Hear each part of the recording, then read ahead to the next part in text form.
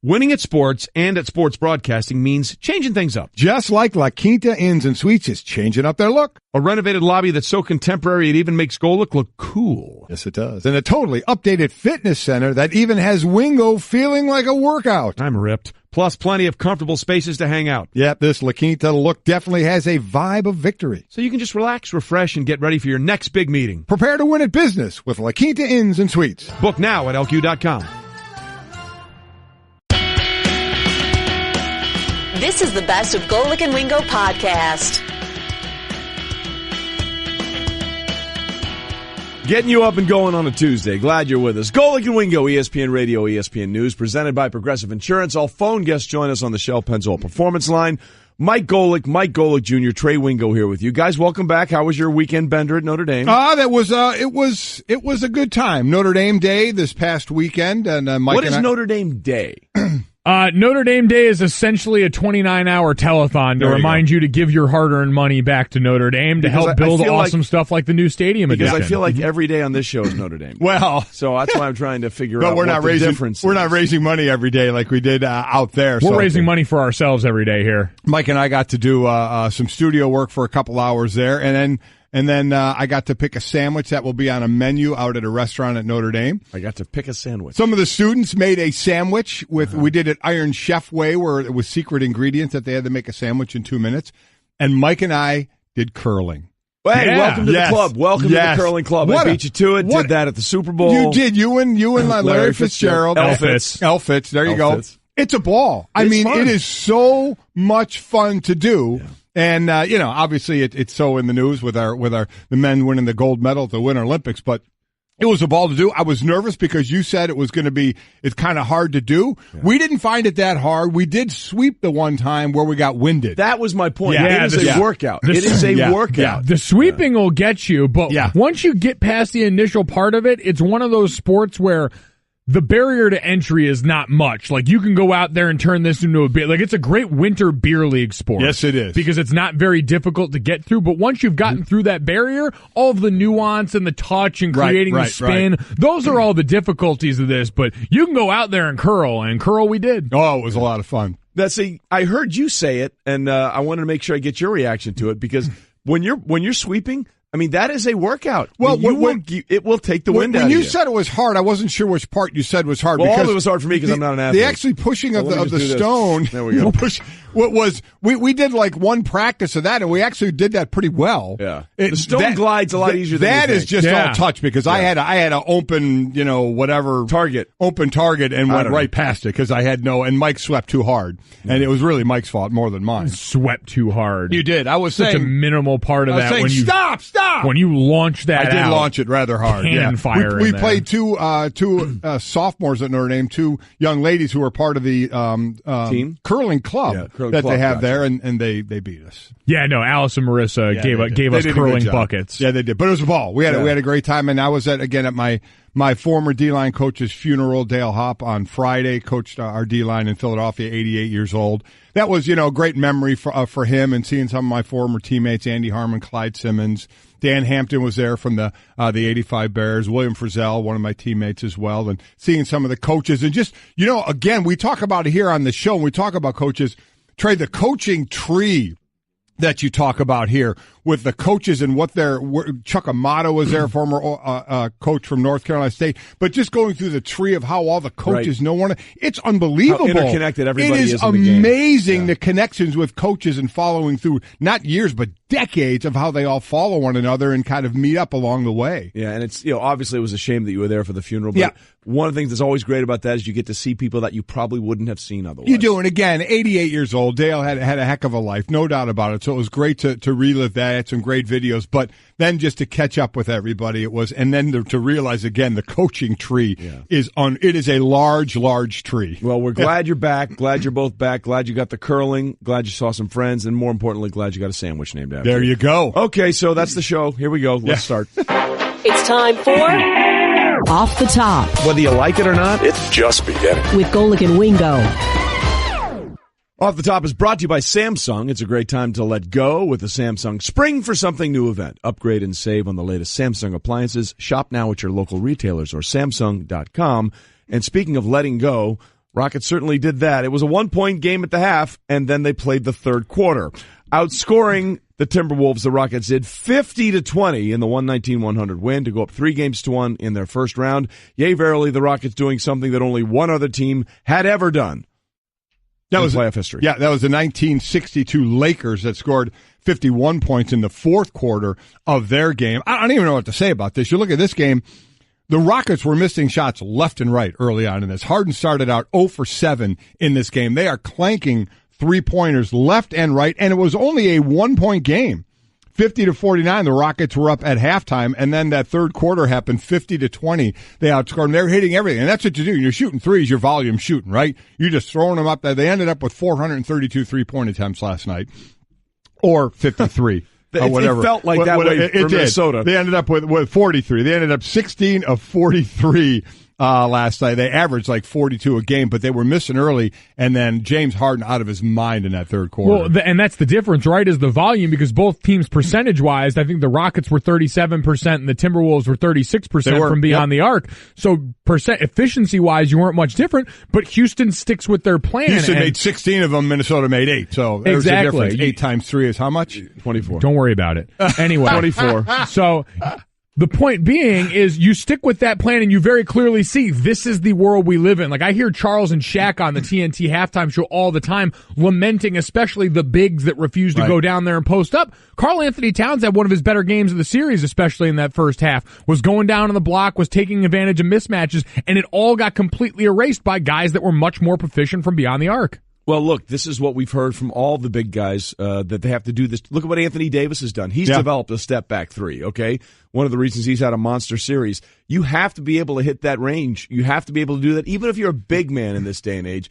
That's how much the NBA has changed, and quite frankly, it's all because of the success that the Golden State Warriors have had over the last few years. Off the top. Staying in the NBA, Donovan Mitchell scoring 33 points in the Jazz's 113-96 win over the Thunder, as they go up 3-1 in that first round series. Here's the amazing thing to me. Well, Donovan Mitchell has been incredible. He has actually outscored LeBron in the fourth quarter of both their individual series. Mitchell scores 36 points. LeBron has scored 35 points. But here's the amazing thing to me is when you think Oklahoma City, even though obviously Paul George has been played well there, Carmelo Anthony has the reduced role there, but still the big three we saw in game one scored 80 points.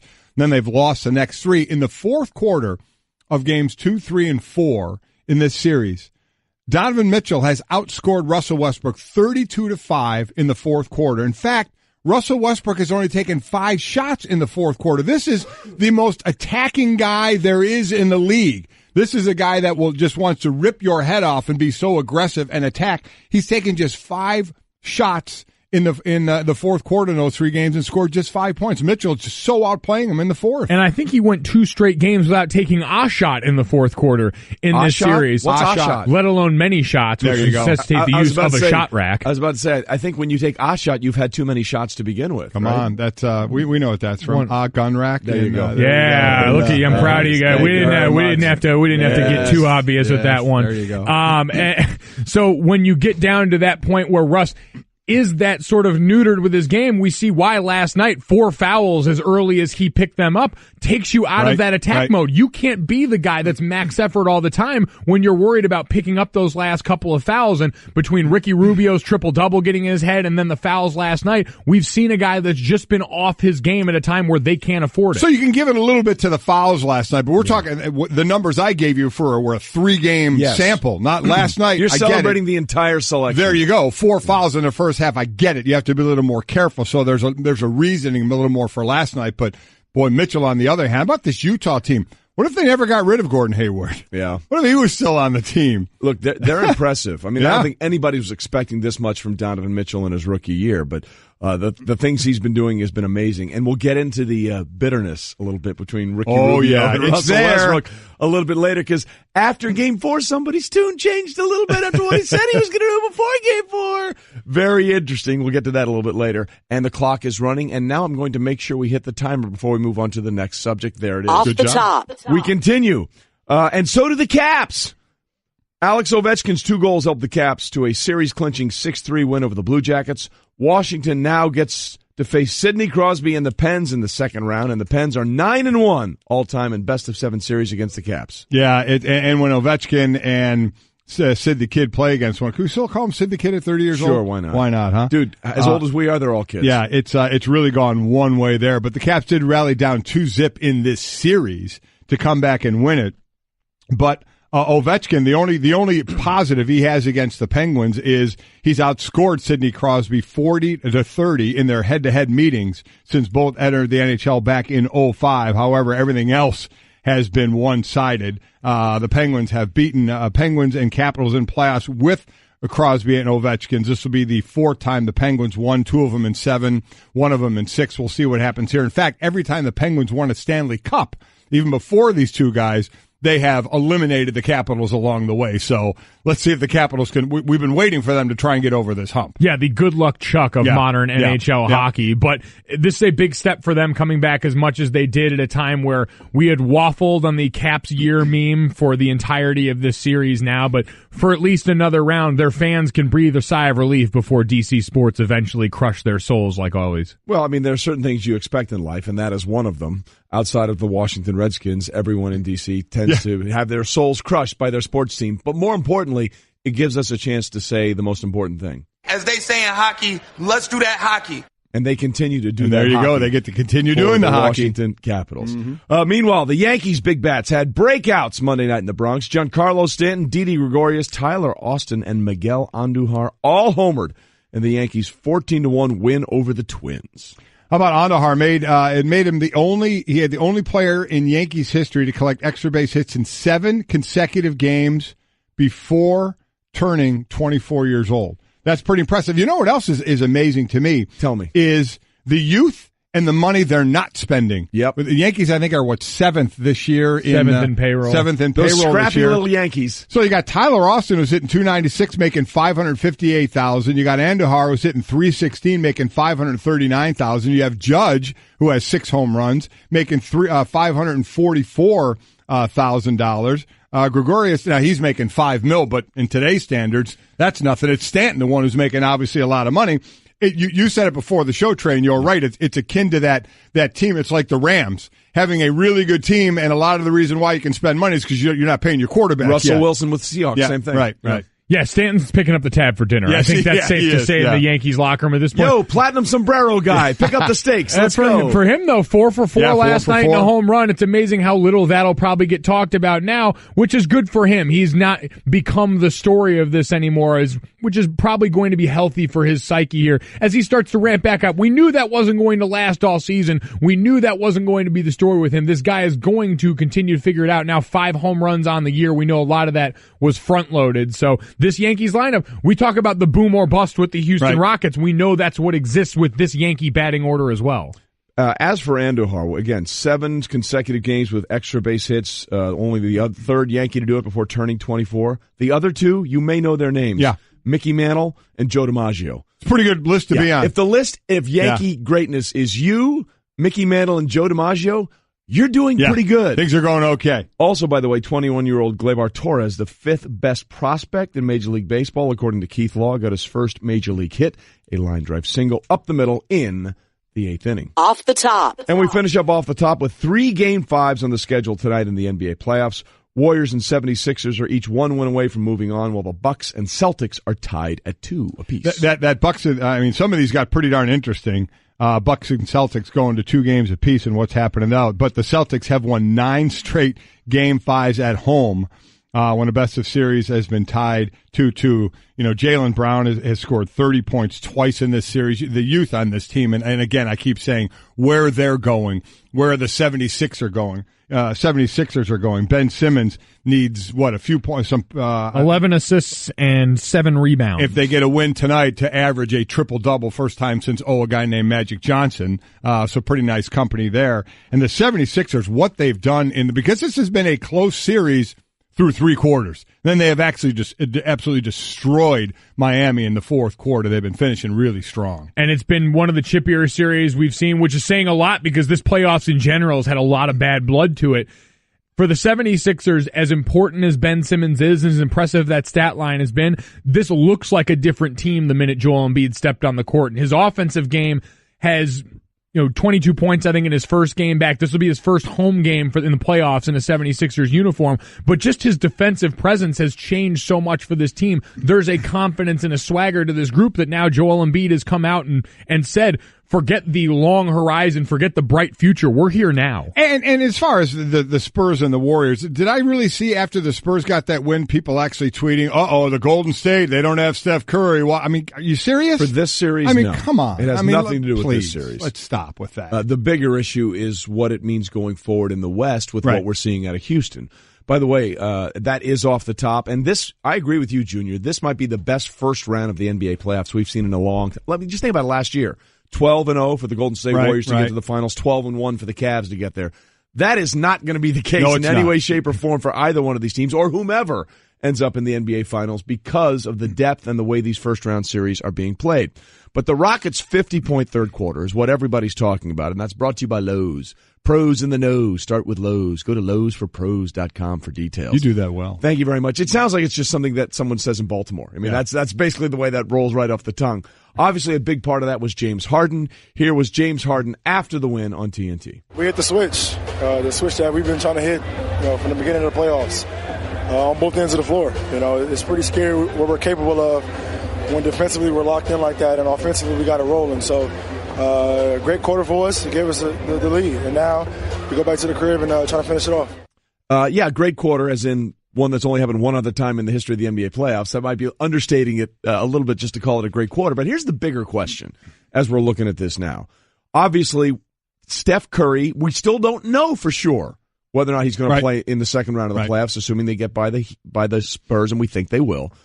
Do we feel a little more confident now about the Rockets maybe being the team coming out of the West with what they've been able to do and what the Warriors have sort of not been able to do? Well, I think as long as Steph is back, I'm still favoring Steph. If Steph doesn't come back until that series, I'm still favoring Golden State. Okay. I just am, because they can score a lot of points as well. Now, Houston's defense has improved, but have they improved enough to stop, Golden State? They've had some pretty good matchups through the season, but I still give the edge. I don't know how long it will take Steph to get back into Steph rhythm. I understand that he'll have to do that, but to me, they would still be the favorite. I mean, you look at this series, Minnesota has played them pretty strong at times. As Tom Thibodeau had said, we can't give up a few minutes here, a few minutes there, or in this case, a quarter. This was, again, a 1-point game going into the third quarter, and then they got destroyed by 30 points. And as far as what did Houston do different, they just started making shots. They were getting wide open threes early in this game and just missing them. Again, Harden was 0 for 7, and the rest of the guys were missing as well. Then they started hitting them. That's what they do. They take a lot of threes. You shoot 37%, but you make 16 of them because you take 43, and you're putting up some points. Well, you also have guys whose better is just better. Harden goes for 22 in that quarter, 7 for 10, all 10 shots contested. This is a guy who just went out and showed you why he's been an MVP conversation guy for the last 3 years, why he's going to win it this year, and why Steph Curry and the Warriors are always equally as dangerous, because this is the model for both teams. The reason people are a little scared by Steph Curry and them is Steve Kerr comes out the other day and says Steph's not coming back anytime soon. That quote kind of rattled people. The same way we talked about the lack of confidence when Mike D'Antoni comes out and says we haven't really found our rhythm since we clinched that 1 seed. So you start thinking, is this going to be the same old Rockets playoff run? Well, they found their rhythm. There's no question about that. And to your point, Senior, the idea that rhythm came against a defensive-minded coach like Tom Thibodeau, that was soul-crushing. We gave them everything. This is a very explosive team, so we've had 2 really bad quarters. You can't do that against them. Paul and Harden, they were a load. Have to take a look at the film and see what we can do. So here's the question. What do you take out of a film like that? What do you take out of the idea of giving up 50 points? Do you just say, hey, let's not even worry about it because it's just one of those things that happen? He talked about they played 2 bad quarters, basically. So the question then becomes, do you want to deep dive and analyze? Let's look at that third quarter and see what we did wrong, or just say, don't even bother, and let's just put it behind us and try and go forward. Well, I think you see if there are any specific situations that presented itself that you can learn from. Stop James Harden from that step-back three. Oh, wait, no one has done that all year. Well, yeah, and if it comes down to that, and only you and that coaching staff know when you look back on it, if there's anything that's been a season-long coaching point, that's been a series coaching point that you mixed out on. But I've been a part of some teams where the coaching staff has just looked at a situation like that and said, let's take this film and let's throw it in the trash because we know going into the next game, they're not going to do that specific thing again. They've got capability to get them close to that, but they're not going to go for 50 and a quarter again. And the beauty of what we do is we can jump ahead. Think of the next round potential matchup and how the teams are playing. Houston, what they're doing, playing Utah with Donovan Mitchell out of his mind. And Golden State, if you still don't have Steph Curry, but playing New Orleans and what they're doing with Anthony Davis. Holy smokes. So it's been a really good first round. I agree, but man, I'm looking forward to that second round already. We're not even there yet. This is exactly what we all wanted out of the NBA playoffs. Because the last 3 years, it's sort of been SOP, standard operating procedure. You can say whatever you want. It's going to be Golden State and it's going to be Cleveland in the finals. You can't say that with the great certainty. I mean, look, it might still be that way, but it is going to be a struggle, it appears like, for either of those teams to get there, unlike the layup drill that it's been the last few years. Maybe the Timberwolves coaching staff should just take a page out of Tony Sperano. Remember the former Raiders head coach? When he got the job, he took a football and just buried it. Yeah. Buried it. We're just going to bury this, and it's going to be done and behind us. And I think they went on to win none games after that. So it didn't work. Didn't really work. But, hey, do whatever you want. Just try and move on, Tom Thibodeau, from what happened in the third quarter because ain't nothing you can do about it now. Golic and Wingo. And Wingo. Mm-hmm. Trey Wingo and Mike Golic Sr. Golic and Wingo on ESPN Radio and ESPN News, presented by Progressive Insurance. All phone guests join us on the Shell Pennzoil Performance Line. And let's be honest, reminding you, we will be live this Thursday and Friday from Arlington, Texas for the NFL Draft, brought to you by DXL, the best XL fit. Hundreds of brands. DXL, the destination for XL. Looking forward to being down there with the bus, the Golic and Wingo bus. Absolutely. It'll be a lot of fun. Good time for you to get a cold with, you have much to do. It's been brutal. Like seriously? It started last Thursday when I did the show, and then I had to do the schedule release show. And then come back again in the morning. And thanks. Yeah. Thanks, so now you only have to do our show, and you have to do the entire draft. Thanks, germs in the air. Way to go. So we'll look forward to that as we get continuing going to the draft. And again, it'll be a lot of fun. We'll have a lot of draft talk coming up in just a little bit. Mm-hmm. But again, sticking with the NBA playoffs, it's funny how one game can change your tune. Okay, so Ricky Rubio had the amazing triple-double in Game 3. And Russell Westbrook made it certain that, Ricky Rubio's going to do that once, but no. There's only one person that has the triple-double, and that's me. I'm here for all of them. That was Russell Westbrook. This is what he had to say after Game 3 and before Game 4. I'm going to shut that shit off next game, though. Guarantee that. Guaranteed. Shut down Ricky Rubio. Shut it down. You can run and tell that.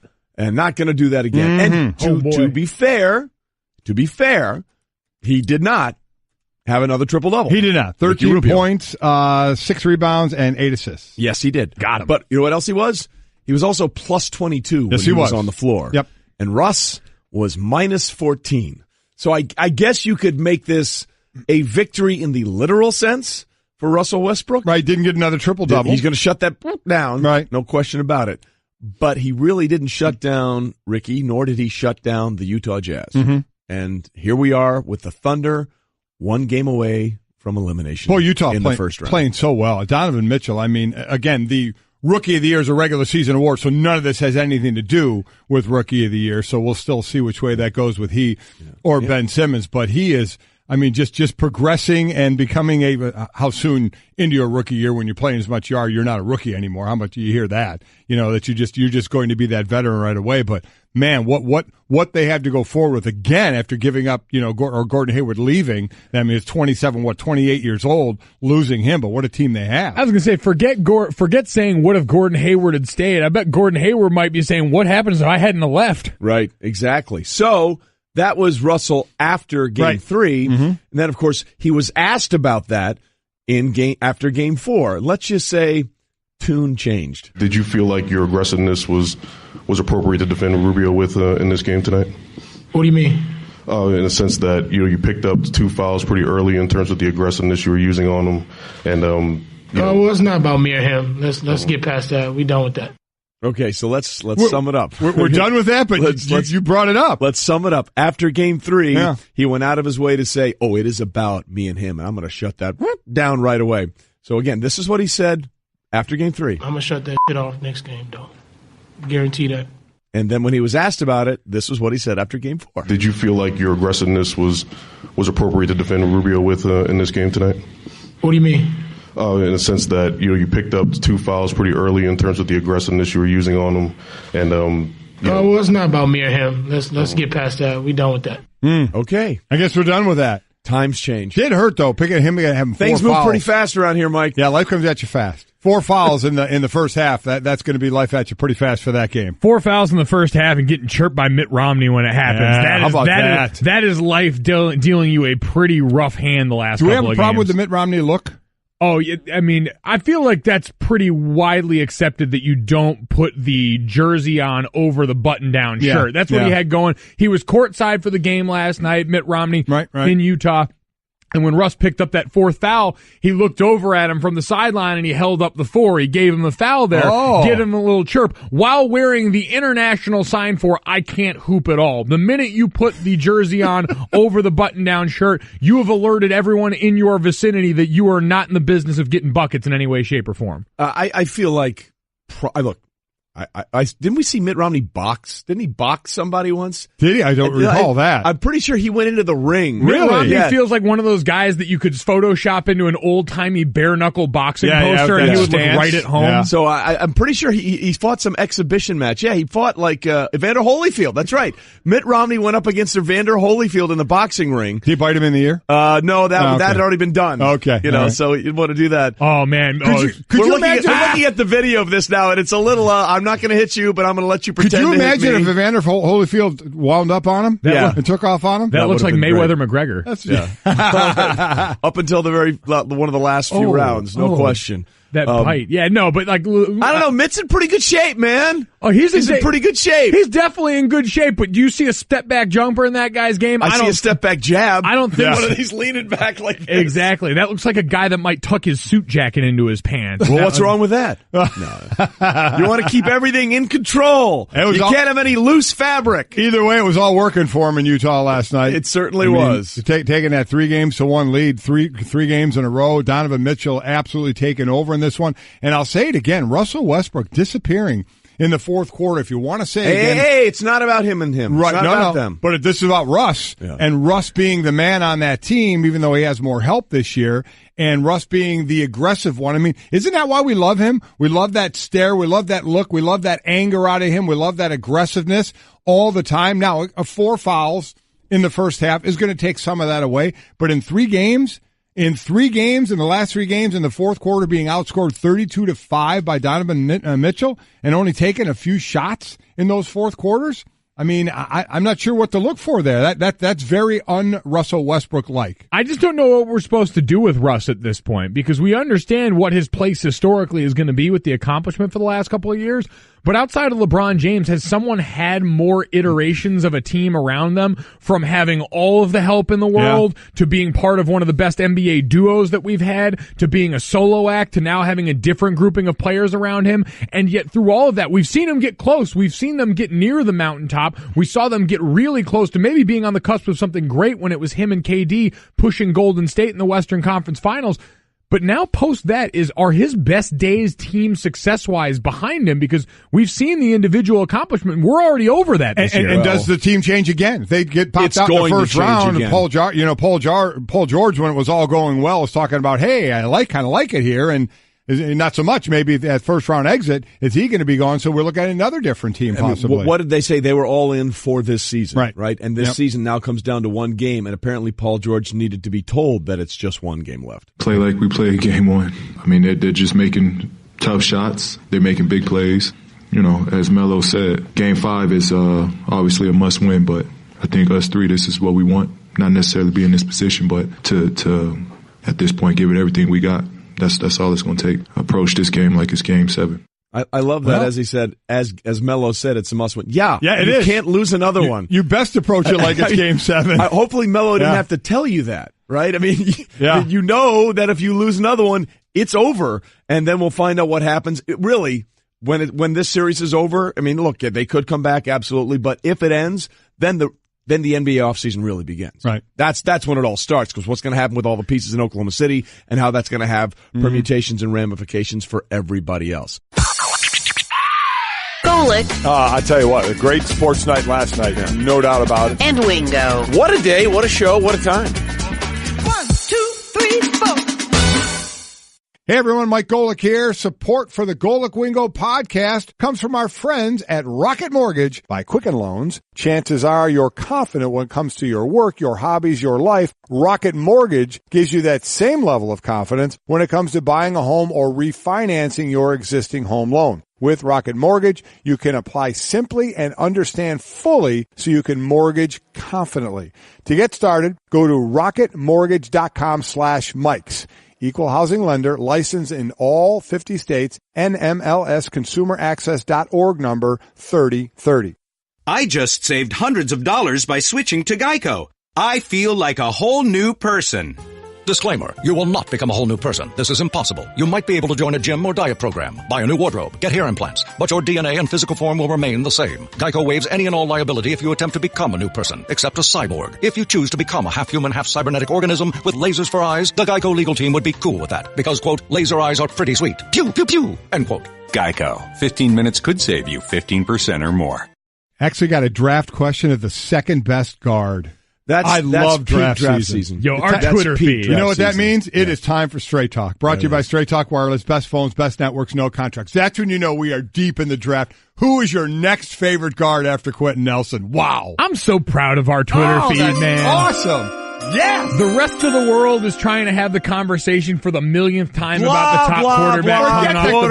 Quarterback, Saquon Barkley. Right. Let's get into centers. Let's talk a little Billy Price. Let's talk James Daniels. Let's go. The middle rush. Mason Cole. Let's go. Yes. All these quarterbacks you're talking about, if they got to move their feet in the pocket, they're not going to do you any good. That's why we're talking guards and centers to stop that. Isaiah Wynn was 6'2", playing left tackle last year. Incredible. What an athlete he is. He played every single position on the offense. Love that kid. Love him. Again, versatile. November 18th, tore the labrum in his shoulder. Said, I'll just keep playing. And he just kept playing all the way through the college football national championship game. Right. Winning. Golic and Wingo on ESPN Radio and ESPN News as we are delving into straight talk. And, the other thing with straight talk, you got to be straight about your social media situation. Yeah, Kevin Durant seems to have stepped into it again. He liked something that he probably should not have liked, having moved through the burner accounts and all that kind of stuff already. Liked something where it said Russell Westbrook was the problem in Oklahoma City. Kevin, you're good, man. You're good. Championships. By the Bay. Have a real good chance to win another one. Enjoy you. I don't understand why this is going back down that road. It's just amazing, and he can excuse it away as something accidental or a mistake in this. By the way, that's what he said. He said it was a total accident. That's what he said. It can be a total accident, but I always think about what got you there, especially when it comes to something like an Instagram comment, because it was a post talking about what advice he would give Giannis Antetokounmpo about should he feel compelled to stay in Milwaukee if he's not having fun there. So maybe you're tagged in the post and it got you there. But if you're wading through the comments and you're looking at this and Instagram gives you that option to like those comments, and all of a sudden you're in a spot where that's possible, it means you were looking for it anyway. If you're 80 weeks deep on your ex-girlfriend's younger brother's Instagram page and you accidentally throw down a double tap, guess what? You were there doing dirt to begin with, so you just got caught doing the dirt that was already there. There you go. Completely agree with it. Not even sure what you said, but I'm going to agree anyway and just keep moving on. Yeah, that was... Wow, I just went way... You guys understand any of that? You good? Yes. That was a lot. I caught bits and pieces of it. That's all you need, a few buzzwords here and Bottom there. line is Kevin Durant's making his own bed, right? Yeah, no, he's not very good at this. So there he was, made his own bed. Need to creep better. And the other guy in this, a guy you never hear from anywhere, as quotes nothing, is Julio Jones. All of a sudden, he's in the news for his social media or lack thereof of what he is now taken off his social media. Well, it's a couple of things. First of all, he's absent from the start of voluntary workouts, which he normally is a part of. But then he deletes pictures from his Instagram. But it's not just that he deleted pictures, it's what he deleted. Right. He deleted all references to the Atlanta Falcons and all photos regarding the Atlanta Falcons, and that is a little bit curious. Yeah, it is, and the couple of reasons for it was, number one, it was, I believe, that the Atlanta saying that he's just kind of resetting everything. Yeah, he spent some time at Alabama's Pro Day, was supposedly being an example for this kids at Alabama. So resetting, and then that was the other that I was getting to, is that he's kind of setting that example for the kids there and to show the proper way to do social media. But everybody's wondering, is there something underlying here? He has 3 more years on his deal. He's going to make, $14 million? So he's down the list on highest paid, but he did sign the deal a couple of years ago, though he's down the list now on as far as, what he's going to make this year on highest paid wide receivers. So a lot of people are trying to look where maybe you shouldn't or maybe you should. We don't know. Is this a way of saying, I need a little bit more money? But you never got that from Julio Jones. I mean, again, he's kind of like the Kawhi Leonard of the Spurs. You just never hear from them. Never hear from them. Strong silent type on this. Well, the interesting thing here is, look, whenever you sign a deal, 2 years later you're going to be underpaid. That's just the way it goes because everything's going to be escalated. So I think that's part of this. They can pretend like it's not, but if you're only deleting the stuff that has to do with your team from your social media page, then that just to me says something that we're not getting a part of here. So as we do all this, and everybody's going to do it today, could it be as simple as he is showing guys from Alabama, hey, be careful about tweeting stuff about your team. I'm taking the stuff from my team down and reorganizing or whatever he's going to do. To show the reaction it would get. Exactly, to show you Alabama players about, I don't know. I have no idea, but this is what everybody's speculating on because you never get anything from Julio Jones. And this is how it's done, Kevin Durant. Take note. Don't be so damn transparent. Leave a little bit of mystery to this. Yeah. Because Julio Jones isn't going to come out and say, I made a mistake. He's not going to say anything. He's going to do the right thing, which is do whatever the hell he wants to do on this and then back out. And then let all of us color and inject our own situation and our own thoughts and feelings on this. It's going to be handled behind closed doors. Now, he let a little bit of that frustration out, and I'm sure part of that is calculated in this, but this is how you troll on social media. Not doing what Kevin Durant's doing, where it's obvious, where you're liking posts about the guy that you used to play with. Right. This is a little more, we don't know. Again, if you want to go the money side, the 5-year, $71 million deal, $47 guaranteed. But this year's average, he falls below Antonio Brown, Mike Evans, DeAndre Hopkins, Sammy Watkins, and A.J. Green. So I don't know if that has anything to do with it. He doesn't seem like the type that it would because of the deal he signed. He is getting $47 million guaranteed off that deal. So that because it's Julio Jones and because you don't hear a lot about him, all of a sudden this does raise an eyebrow to you. Step 2 now, start liking posts by other teams. Yeah. This is the formula, Julio. Quintorris Lopez-Jones got to be out here. Instagram, double tapping everywhere else. That is definitely Straight Talk, brought to you by Straight Talk Wireless, nationwide coverage on America's largest and most dependable 4G LTE networks. By the way, when we mentioned the fact that Mitt Romney was wearing the Utah jersey over the button down, we neglected the most important part. It was a Rodney Hood jersey. It was a Rodney Hood jersey. No longer participating with the Utah Jazz. Coming up, send him a deep dive at the top of the NFL draft with Giants GM Dave Gettleman. We'll discuss. Golic and Wingo. It was all sort of one big giant Jell-O mold. It's very interesting where that went. To grab Jay Crowder. And 4 Thunder players are on top of Jay Crowder right now. This is playoff. It's going to be war. Did you feel like your aggressiveness was appropriate to defend Rubio with? Well, it's not about me or him. Let's get past that. We done with that. Arena comes to their feet. Donovan rises for 3. 33 for Donovan. They came to beat up the Jazz tonight. And the Jazz said, this is our neighborhood. Better than a triple shot of espresso. That'll keep you going. Smokes. Golic and Wingo on a Tuesday morning on ESPN Radio and ESPN News. We are presented by Progressive Insurance. All phone guests join us on the Shell Pennzoil Performance Line. You can get in touch with us at the 1-800-Flowers.com Twitter feed or give us a voicemail at 860-506-5505. That number once again, 860-506-5505. Mike Golic Jr., Mike Golic Sr., and Trey Wingo. Balance that headbanging music off with a little country occasionally. Right. You know well, we had a little about? Jake Owen yesterday. Okay. Yeah, Jake Owen played yesterday. All right, okay. Jake Owen, of course, obviously a great country superstar. We had Marty Fish in here yesterday, among those with Marcus Spears filling in while you two were out gallivanting around South Bend. There you go. And come to find out that Marty Fish, by the way, is the world's most interesting human. He does have an interesting story, runs doesn't in an eclectic circle. Yeah. Jake Owen was the best man at his wedding. That's amazing. He was in Sergio Garcia's wedding. and he hangs out with Justin Verlander and Aaron Rodgers, all these guys. So he was at Sergio wore his green jacket. Exactly. Right? He was there. He was there, and he told the story. Cool. He told the story of, Sergio had an interesting run as the Masters defending champion. It all ended in the first round. Went on 15. He put 5 balls in the water, and Sergio and Fishy had been texting, and he said, "Hey, Marty said, hang in there, tough spot." And Sergio said, thanks, appreciate that.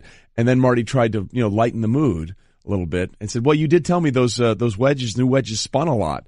And Sergio responded, too soon, Fishy, too soon. Too soon. So Marty Fish, the world's most interesting man, but that's why I had a little country music on. Okay. Lots to get into, lots to talk about, and let us start with what's trending. And it starts with the Rockets outscoring the Timberwolves 50-20 in the third quarter, and they won 119-100 to take the 3-1 lead in their first-round series. Yeah, listen, this is all about volume shooting. You saw Houston early in this game absolutely just clanking threes, wide open. They move the ball around to get that wide-open three. They'll have an open mid-range jumper, and they'll pass it up to get the ball back outside, past the three-point line, and they were missing left and right. Harden started out 0 for 7, and then it was only a 1-point game at halftime until they outscored Minnesota 50-20 in the third quarter. James Harden had 22 points. Again, volume, 43 threes they take. They average, I believe, 42 a game, so they're right there. They hit 16 of them, not the greatest percentage in the world, but when you shoot enough and make that to get that percentage, you're getting a lot of points that way. And Minnesota has been kind of hanging in, but as Tom Thibodeau said, we just play poorly enough to give away a run like that, and that's a heck of a run. Or he said the Rockets played good enough. Like James Harden had the best, most concise synopsis. I didn't want me to say, we scored 50 points. We locked down better on defense. We started hitting some of our shots in offense for that spurt, and this is the ceiling this team has. This is why we've been enamored with them all year, because we know this is the right hook they've got waiting for you. Well, look, the other thing here is Houston is being who they are, and that's being the Sam's Club of three-point shooters. Yep. It's all about volume. Yep. Everyone has now played 4 games. The Rockets have taken 173 threes. The next closest team has taken 129. They've made 57. So Houston isn't even making their shots yet. They have the third lowest three-point shooting percentage so far, just under 33%, but they're taking more threes than anybody, and that in and of itself is giving them this cushion. So again, this is just the math that the Golden State Warriors showed us a few years ago. Right. What did GM Daryl Morey say? We are obsessed. Everything we do is about beating the Golden State Warriors, and they've just taken their formula and just multiplied it, and it's working, and they're not even hitting their shots yet. So that's the amazing thing going forward with what the Rockets are now 1 win away from closing out the Minnesota Timberwolves. Meanwhile, Donovan Mitchell put in 33 and the Jazz's 113-96 win over the Thunder as they're now up 3-1 in their first-round series over OKC. We keep talking about LeBron James and what he's kind of doing as a one-man show for Cleveland to even up their series with the Pacers. He scored 35 points in the fourth quarter. Donovan Mitchell scored 36. He's outscored LeBron in the fourth quarter. More importantly, for the series and actual head-to-head who he's playing against, he has outscored Russell Westbrook in the fourth quarter of the last 3 games, 32-5. Russell Westbrook in the last 3 games. Now, this last one you can understand because he had 4 fouls at halftime, so he had to be careful. But the last 3 games total, he's only taken 5 shots in the fourth quarter. The most aggressive player in the NBA we all think of as Russell Westbrook. Being that, so non-productive in the fourth quarter to me is surprising. I think if you're looking at this playoff run so far and you look at the star performance that have really stuck out, I think right now you could put Anthony Davis maybe at the top of the heap with what he's pulled off. But then right behind it, I would say Victor Oladipo with the Pacers in that series and Donovan Mitchell. What Victor Oladipo and Donovan Mitchell specifically have done from those guard spots, how aggressive they've played and the load that they've shouldered for their teams and the edge they've given them in these series has been so impressive to start this off. And for Donovan Mitchell, we know it's the start to what he hopes is a long, storied playoff career. Yeah, and again, Mitchell doing things that have been just unbelievable in terms of what we've compared it to Michael Jordan.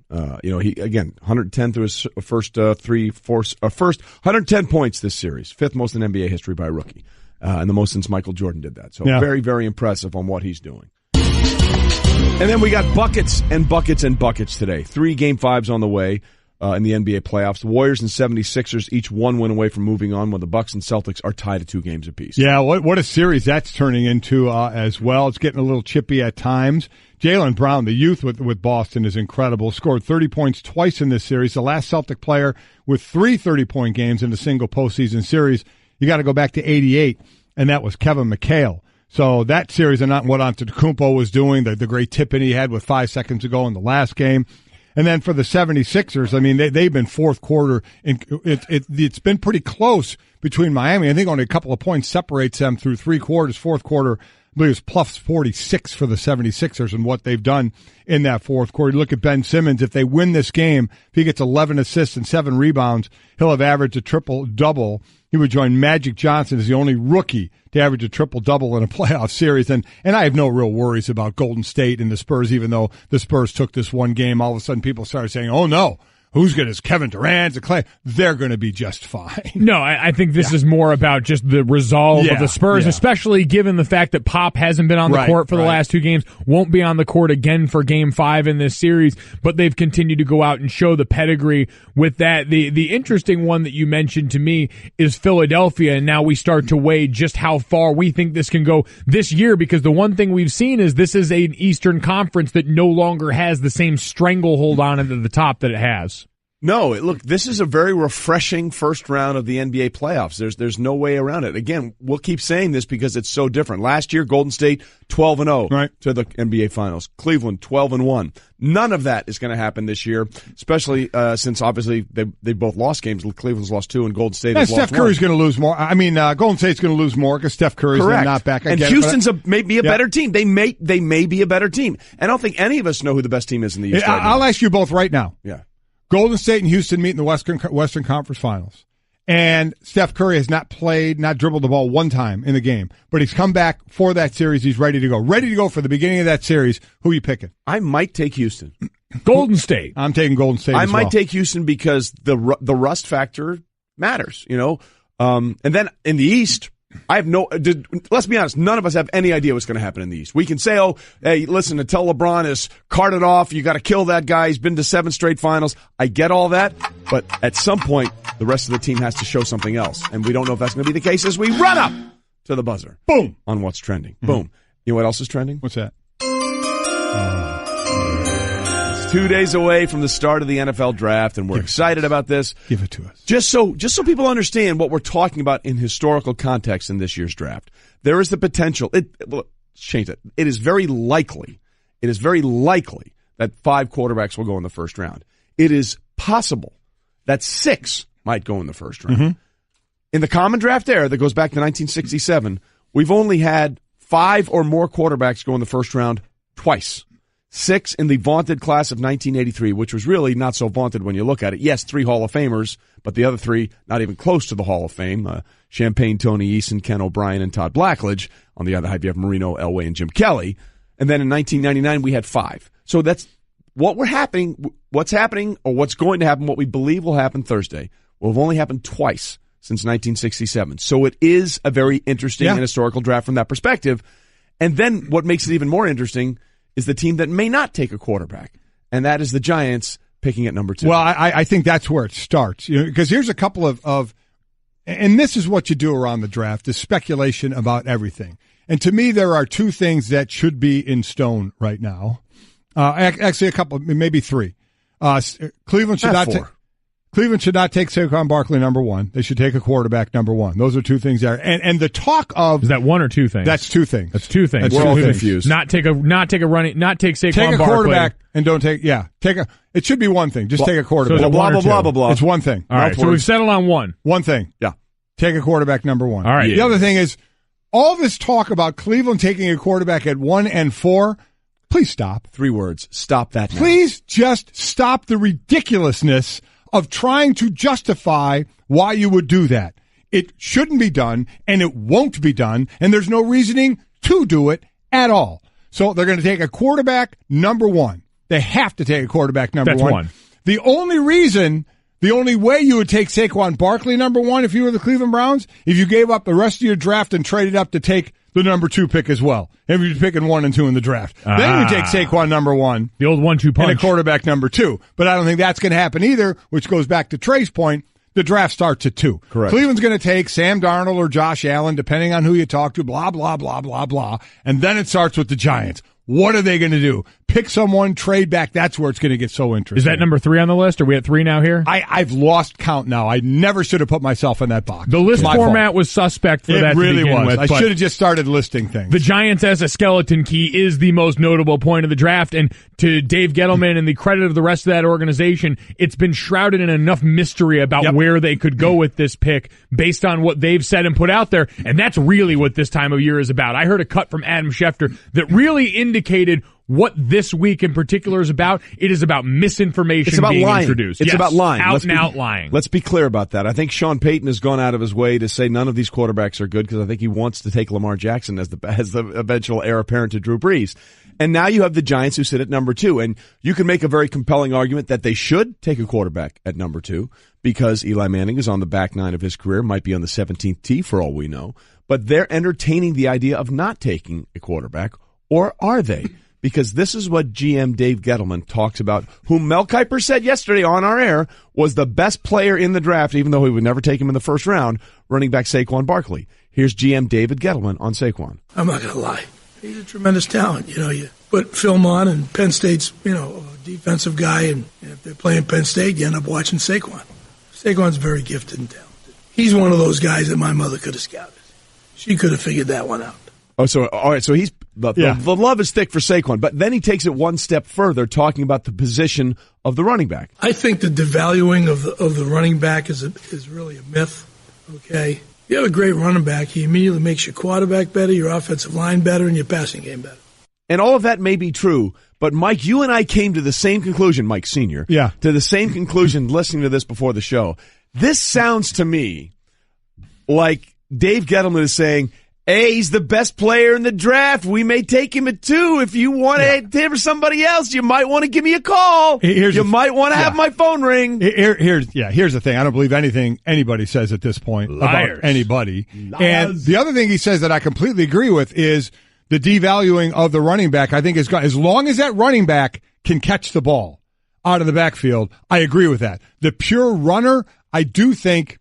That right now that's Leonard Fournette, but that was Todd Gurley early on in his career. But then they started throwing him the ball more. Look at it, and I remember saying they have to make him part of the passing game. Saquon Barkley became that in Penn State last year as well, so he can catch the ball.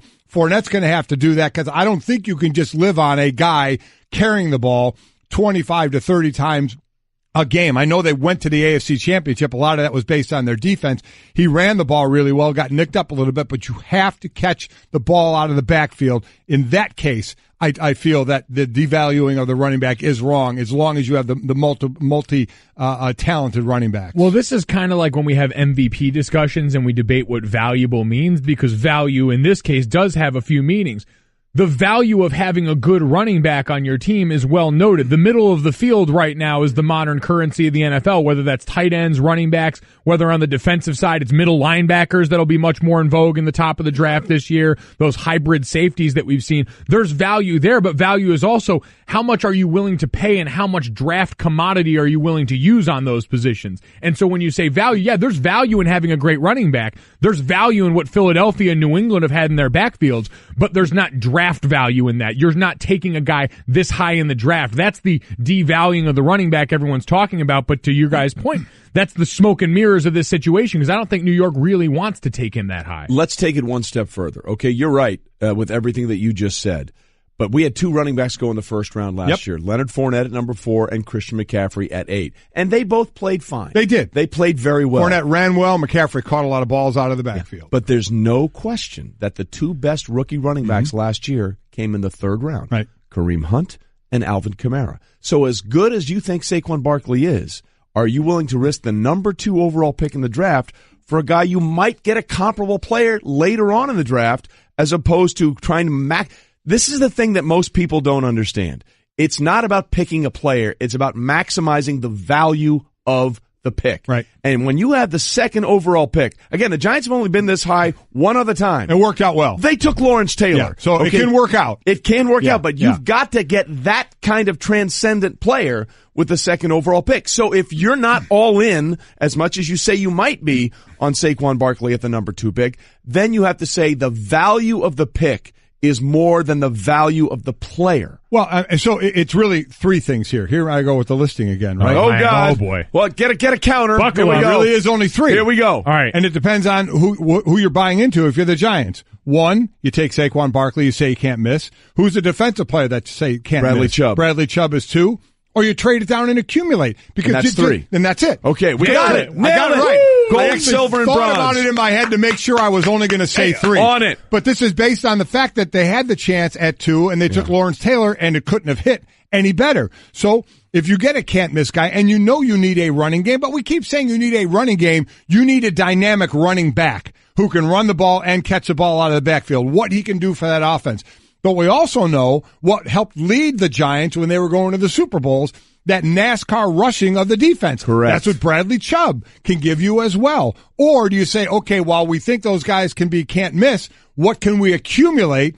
And this is where scouting comes into play. If you have an eye on a guy who nobody is really talking about, you can get him in that 2nd and that 3rd and that 4th round, and you can turn him into something. Man, that's when you really win the draft.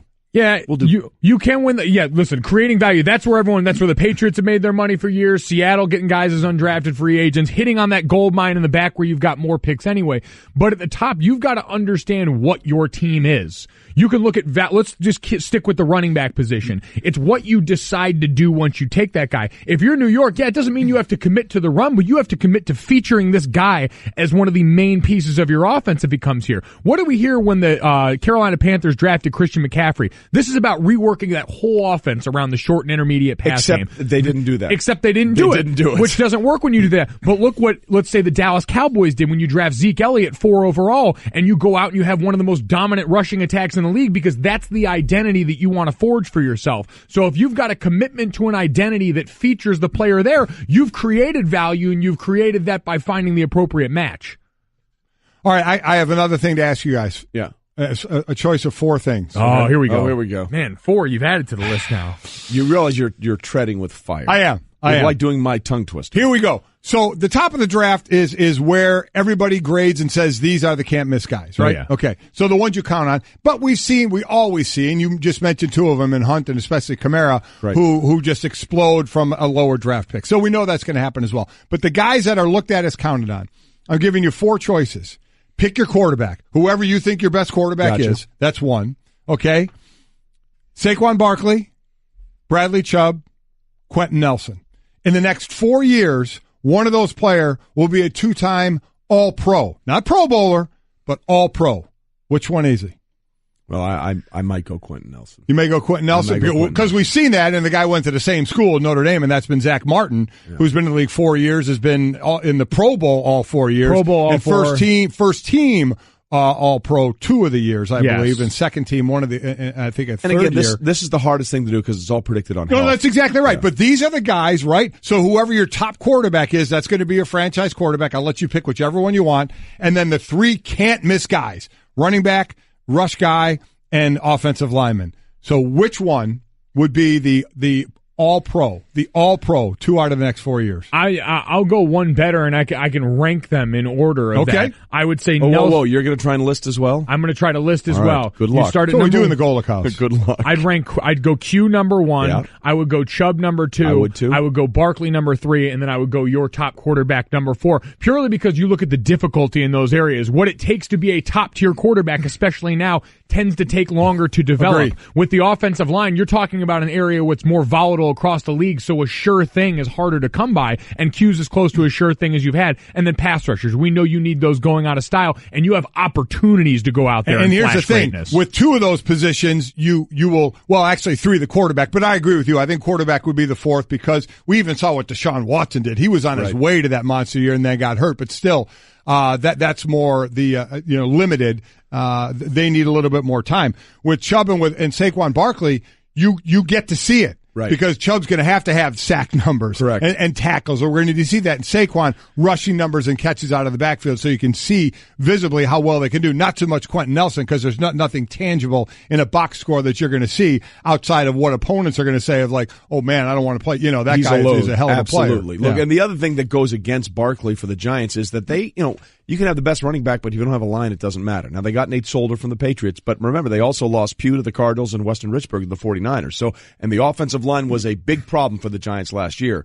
You can have the greatest offensive running back in the world, but if you can't block for him, it doesn't matter. I'm gonna flip yours. I'm gonna go Q number 1, Barkley 2, Chubb 3. I think those are the two maybe interchangeable, and then the quarterback 4. My quarterback is Rosen. I would go Rosen or Darnold. I'm on the L.A. quarterbacks one way or the other.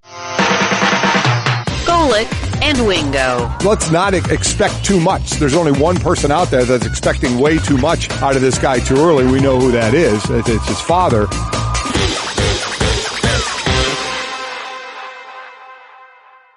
AARP can help you become your healthiest self. It's why we offer health tips for your body and your brain. So take on today and every day with AARP. Learn how at takeontoday.aarp. Let's go, go, go White Sox. Devin, explain to us again why you decided to become a White Sox fan. Great farm system. Because of their farm system. Yeah. And you gave us the name of one player. What was that guy? Eloy Jimenez. What position? He's a pitcher. Live arm. Yes, Brett, what do you have for us? Eloy Jimenez is an outfielder. You didn't even know what position he was. Chicago is proud of you. Love that. Golic and Wingo on the road, brought to you by Progressive Insurance, cars, homes, boats, motorcycles, RVs, and more at Progressive.com. We're going to get to that story in just a second. We're taking a lot of tweets today on the NFL draft.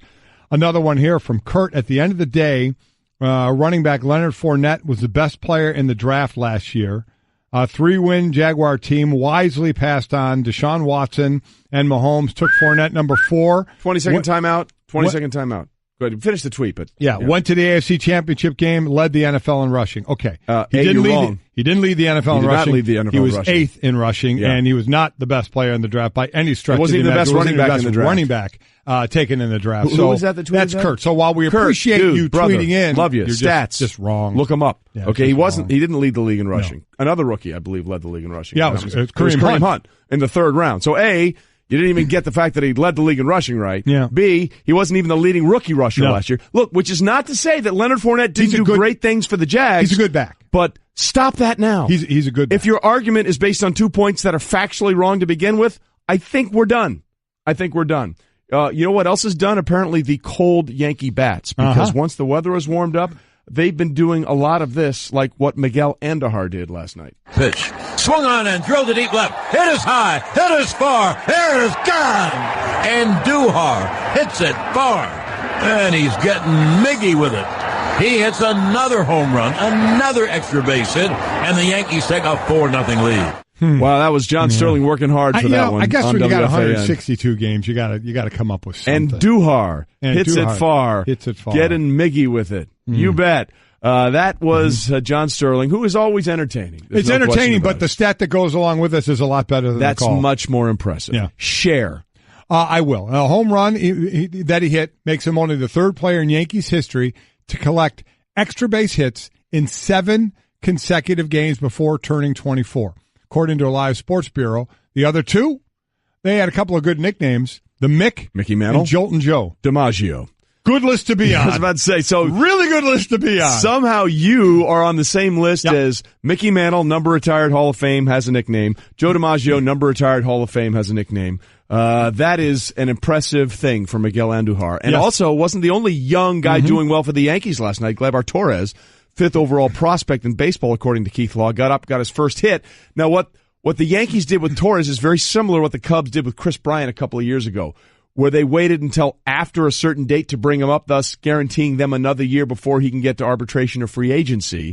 So, look, you can be upset about it and all that kind of stuff is fine. They're doing what's in the best interest of their business. Yes. Because the Yankees now have a very interesting situation because they have a lot of their best young players at relatively small contracts. Very small contracts. Unlike Giancarlo Stanton. Yeah, he's buying dinner everywhere. Everybody else is making in the hundreds of thousands of dollars. Okay, Can I get to something really important that really angers me? Can we do that next time? Because we got to pay off this one other thing. Go ahead. We got to pay this off. Sure. Because Gleyber Torres, as we said, the 5th overall prospect in baseball. The 6th overall prospect is Eloy Jimenez. Yes! Which is Bubble Boy's guy, even though Bubble Boy Devin didn't know he was a hitter, an outfielder, and not a pitcher. However, Jimenez hit 2 home runs last night for the Birmingham Barons, Devin, so you got to be feeling pretty good about things. He started 0 for 11 in spring training, so it just shows that he's not giving up. No. How soon is he getting called up?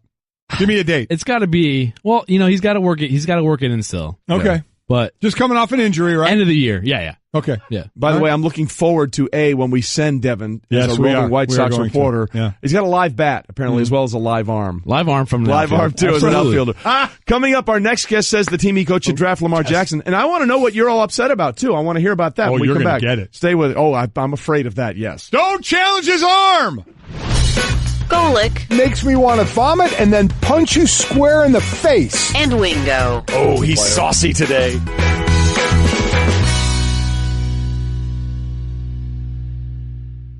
You know who else is a very pleasant fellow? Mm-hmm. Former Cardinals head coach Bruce Arians. And he joins us now. Good morning, pleasant fellow, Bruce. How are you? I'm doing great, pleasant fellows. How are you? Very, very well. So let's break it down because you're no longer a head coach. You know this, right? People are right now saying things that they don't believe and are not true to see if somebody's going to bite on moving up for a player, right? Oh, there's no doubt. That's why I used to love telling the truth because nobody believed you. Did you? So how did you discuss it with your staff or anybody that would maybe talk to the media or talk to anybody around draft time of how you were going to give out information? There was none. There was no talk. Steve Keim, myself, Michael Bidwell, that was it. And Terry McDonough to some extent, but the three of us, we finalized that board after everybody was gone. The scouts were gone. The coaches were gone. We massaged that board the way we wanted it, and it stayed that way till we picked. So you guys pretty much stayed true to that then? Oh, all the way. Yeah. All the way. Yeah, if there was any leaks, it was one of the three of us. That never happened. Could all look at one another and said, who did it? All right, well, there's only three of us in this room. Steel cage grudge match. Yeah, keep the circle tight. Bruce Arians, former Cardinals head coach, with us this morning. Okay, Bruce, listen, Arizona obviously is going to be in the quarterback market sitting at 15. You believe there's one guy they should pick, and you think that quarterback is? Oh God, I think there's 5 or 6, and that's the beauty of this draft because it's kind of like judging a beauty contest. Which one do you like? They're all good. You know? Which one do you like the most?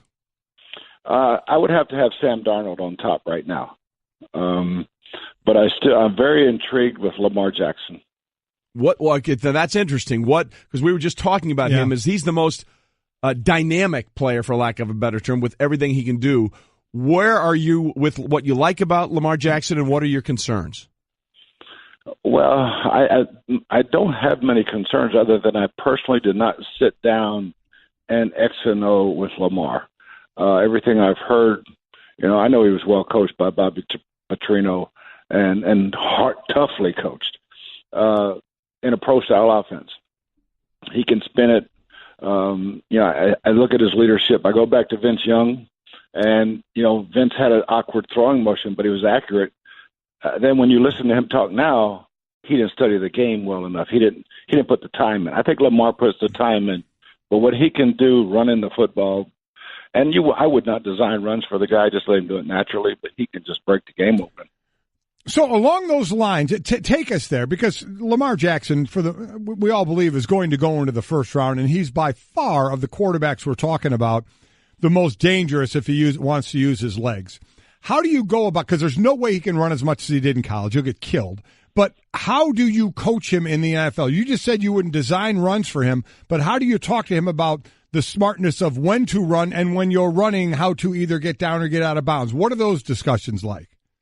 Yeah, I think a lot of that's just his natural ability. You see him on tape, he gets out of the pocket, his eyes are downfield. Now, when he drops his eyes and takes off, watch out. And that's just, that comes with first thing you got to do as a quarterback is win your locker room over. And toughness. I talked about Carson Wentz. He had to win the locker room over. Well, he's won it over now. He doesn't quite have to be his Superman. Andrew Luck had to do the same thing. You got to play within yourself, but you don't want to take away that natural God-given ability that these guys have and try to mold them into something they're not. Yeah, Bruce, I always refer to it, as we're talking to Bruce Arians, former Cardinals head coach, as the nuclear deterrent. You want the other team to prepare for it, but you really don't want to have to use it unless it's a last resort. Because at the end of the day, to win successfully as a quarterback, it has to be from the pocket, but you want the other team to worry about that running effect. Oh, there's no doubt. I mean, I just think of the dream backfield of David Johnson and Lamar Jackson. When you do get in the shotgun, and it's not necessarily a zone read, but there's a lot of cutback lanes because you're going to cover the quarterback. He doesn't have to run it but once, maybe a game on that stuff. Like I love Russell Wilson a couple of years ago, and Carson Wentz to some extent. It just opens your running game up when you have to prepare for the quarterback possibility. Dak Prescott is the same thing. Right. It just helps Ezekiel run. Yeah, it's certainly. But, yeah, I think all those things, I think it's going to be a great draft. I think it's going to be a very dynamic draft. Well, it could be an historic draft. Bruce Arians, former Cardinals head coach, with us. And let's talk about that for a second, because there's the idea that 5 and maybe potentially 6 quarterbacks go in the first round if somehow Mason Rudolph slips into the first round. Again, we've only had that happen twice. 1983, the vaunted 6 quarterbacks, 3 of them Hall of Famers, 3 of them not. And then in 1999, there were 5 quarterbacks taken. Can you talk about the importance of getting a franchise quarterback in the draft when so many are available? Because this is a crop we won't see for a long time going forward. So how important is it not only to take a quarterback, but to get the right quarterback in a quarterback-rich draft? Well, that's getting the right one. I mean, you can go get one just to say you got one and please the fan base, and then you get him and go, oh, God, we're stuck with this for 5 years. And that's not what you want. You want the guy that you want. And if there's only 3 out of the 6 that you want and he's not there, go get a great player. Get a player that you really want to pick up the 5th-year option on. As far as these quarterbacks coming in, if they're in a situation where there isn't an established starter, how are you and where are you on the thought process of drafting a guy and giving him the keys and saying this is your team from the start? Yeah, I've been in that situation twice, Peyton Manning and Andrew Luck. Win-win. And, yeah, I mean, and it's just like we're 3-13 with Peyton his rookie year, and it was – but we went to practice every day excited, knowing how much better we were going to be the next year. And once we put a defense around him, and we're just watching him grow. And the young players that we drafted in that draft, watching them grow that year. So 3-13 it wasn't a bad year. It was a fun year to actually coach. Andrew Luck was just ridiculous what he did with those other 6 rookies on offense that year in Indianapolis. And I really hope he gets healthy because I think he's one of the most special guys I've ever coached. Well, that's a great point, Bruce, because that is a question mark now. I mean, he had the shoulder surgery. It's almost been 15 months. He still isn't throwing a football. What's your level of concern that Andrew Luck will get the strength back in that shoulder to be the guy that he was before he got hurt?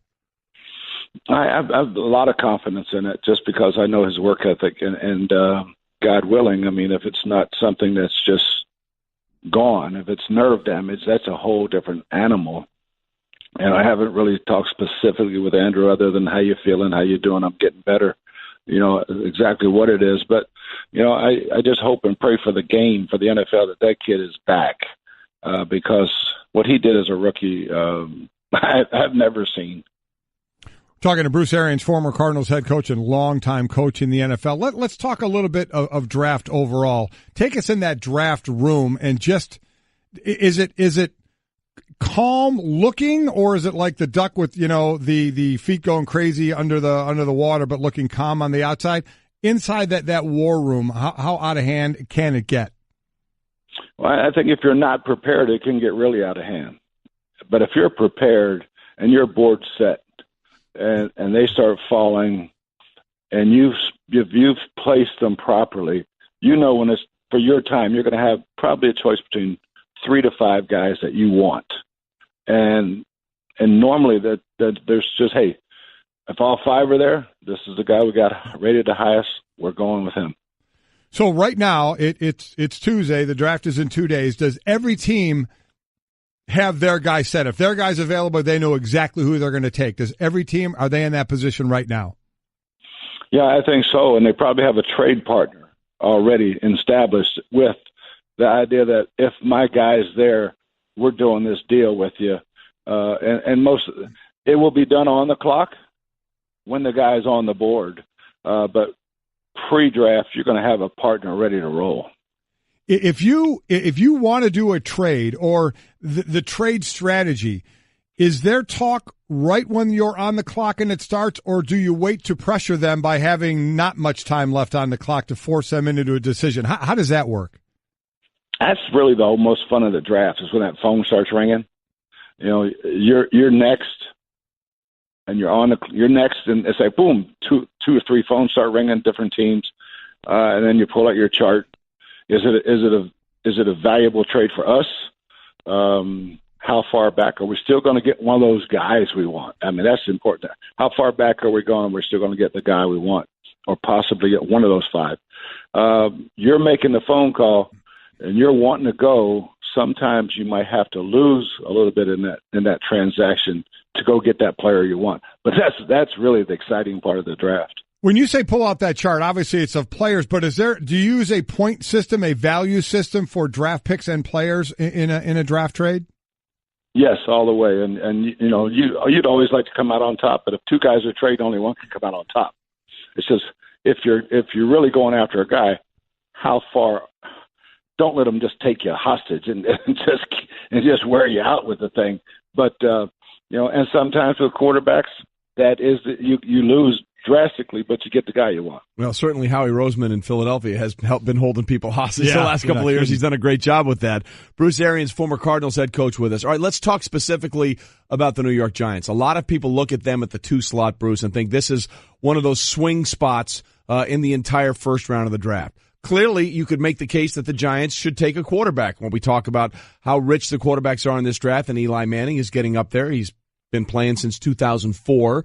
And then there's talk that Dave Gettleman is hyping Saquon Barkley. Of course, that could be to see if somebody wants to come up and get that pick for the player they want. If you were sitting at number 2 with the Giants, would you be looking at a quarterback, or would you be thinking a Barkley or a Bradley Chubb type player? I think that totally depends on Davis Webb in minicamp. You know, what they saw in Davis Webb. If they thought they had a guy they could groom, then it's offense, defense, best player, either Saquon Barkley or Bradley Chubb. And if not, you know, if they don't think they have that guy, then I think, no. The other thing is, how long is Eli going to play? Right. We're going to have this guy on a rookie contract and not play for 3 years, and his option come up, and that was the Brett Favre, Aaron Rodgers. They really didn't know what they had when you have to pay him for that second contract. So that's kind of the catch-22 is how long is Eli playing?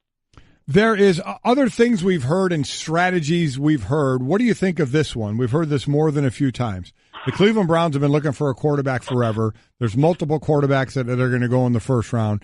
The Cleveland Browns should take a quarterback at number 1 and at number 4. What do you think of that? I think that's the craziest thing I've ever heard in my life. Yes, Bruce, yes. Thank you. Bruce is on the same squad with us. Yes. Let me put it this way. Is there any reason at all you could think of the possibility of doing that like some people suggest?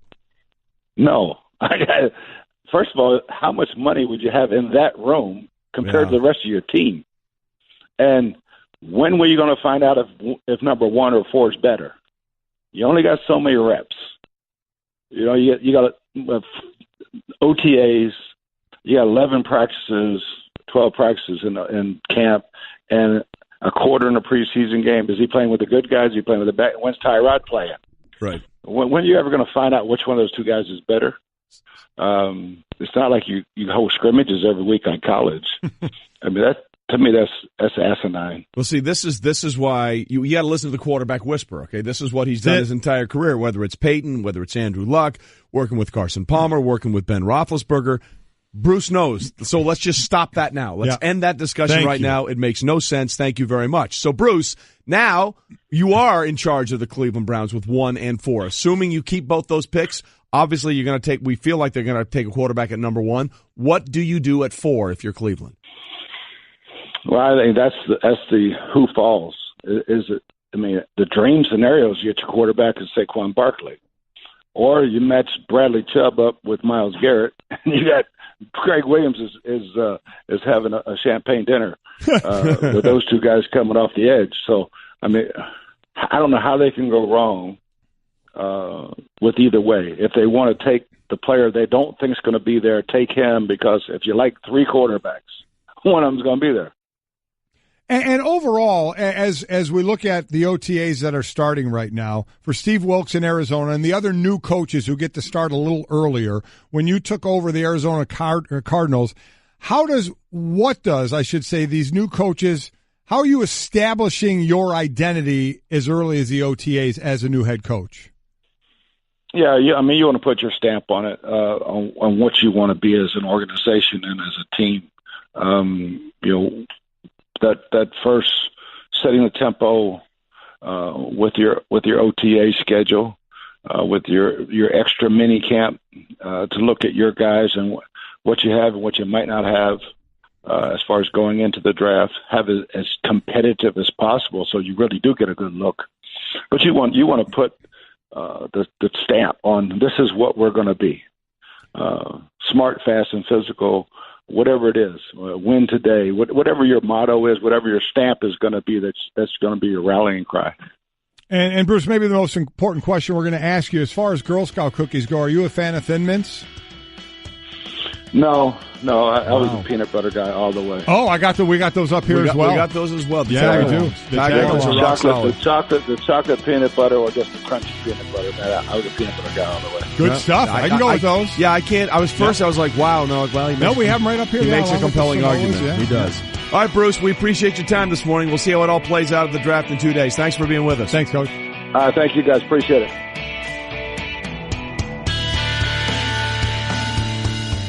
This has been the Best of Golic and Wingo podcast. You can listen or subscribe on the ESPN app, Apple Podcasts, or just ask your smart speaker to play Golic and Wingo. Plus, you can check the guys out live weekday mornings from 6 to 10 Eastern on ESPN Radio and on ESPN News.